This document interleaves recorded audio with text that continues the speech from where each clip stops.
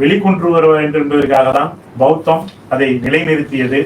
அந்த வகையில் இன்றைக்கு இந்து மத பண்டிகைகளாக நாம் கொண்டாடி வரக்கூடிய பண்டிகைகள் அனைத்துமே பௌத்தம் சார்ந்த பண்டிகைகள் தான் என்பதற்கு பல்வேறு வரலாற்று தரவுகள் இருக்கின்றன. அதனுடைய வரலாற்று தரவுகள் என்பது மிக மிக அயோத்திதாச பண்டிகையிலே நாம் எடுத்துக்கொள்ளலாம். இன்றைக்கு இருக்கக்கூடிய பகுத்தறிவாளர்கள் உட்பட அதற்கு பல்வேறு சான்றுகளை கொடுத்திருக்கிறார்கள்.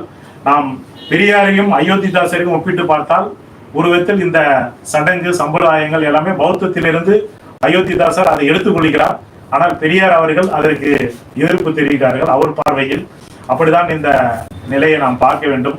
அந்த வகையில் இந்த பௌத்த பண்டிகைகள் என்பது அதேமாரி முக்கியமான நாட்கள் என்பதெல்லாம் இதற்கு எல்லாமே ஒரு வரலாற்று பின்புலம் இருக்கிறது. அதில் பேராசிரியர் சொன்னது போல் இந்த தீபாவளி பண்டிகை இப்ப நாம் சமீபத்தில் சென்ற வாரம் கொண்டாடிய இந்த தீபாவளி பண்டிகையிலிருந்து தொடங்கலாம் என்று நினைக்கின்றேன். இந்த தீபாவளி பண்டிகை இந்து பண்டிகைகள் என்று பல்வேறு